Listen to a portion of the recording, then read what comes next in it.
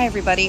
This is Dr. Angela. I'm a former White House intern, worked for a few presidents, spent 15 years in federal service, including managing training for leaders from across the federal space. And so it's with a sense of duty and an unwavering commitment to our country to stand up before you today and address a matter of grave importance.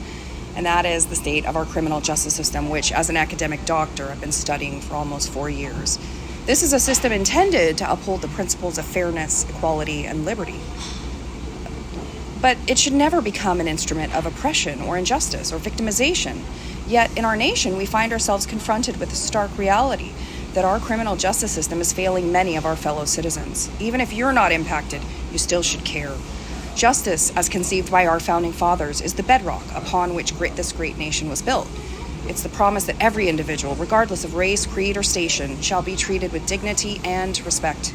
It is the assurance that every accused shall receive a fair trial, that the guilty shall be punished appropriately, and that the innocent shall be exonerated. This sacred trust must never be compromised.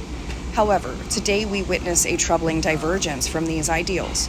Too many of our citizens languish in prison for crimes they themselves did not commit. They've been punished for the crimes of another. Too many are ensnared in a system that is more concerned with retribution than with rehabilitation. The government's in the business of punishing us, torturing us, making us suffer and be enslaved. Too many people are impacted by laws that are unjust. Too many lives are shattered by practices that perpetuate inequality and despair. And this is done to us by our government, who should protect us. We need to confront the reality of our criminal justice system, not put blinders on. In some cases, legalized wrongful conviction is being done to people.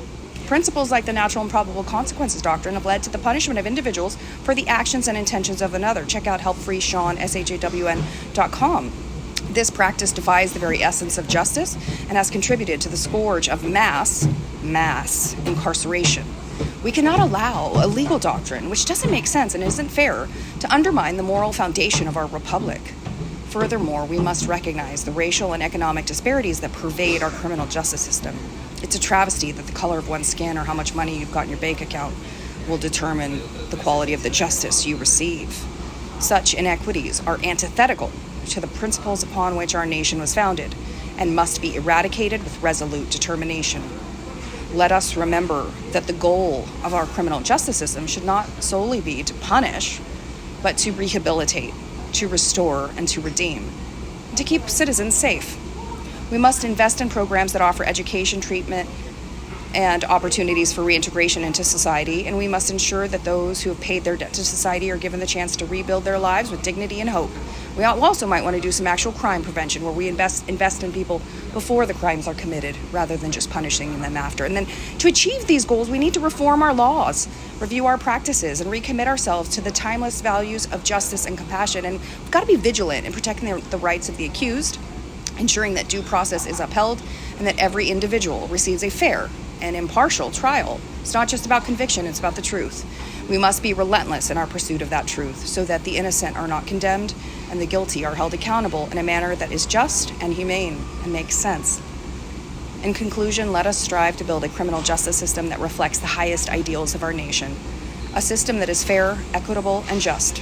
A system that does not merely punish, but heals and restores. Let us work together with courage and conviction to create a more perfect union where justice reigns supreme and every individual is afforded the rights and liberties that are their due. Thank you for watching.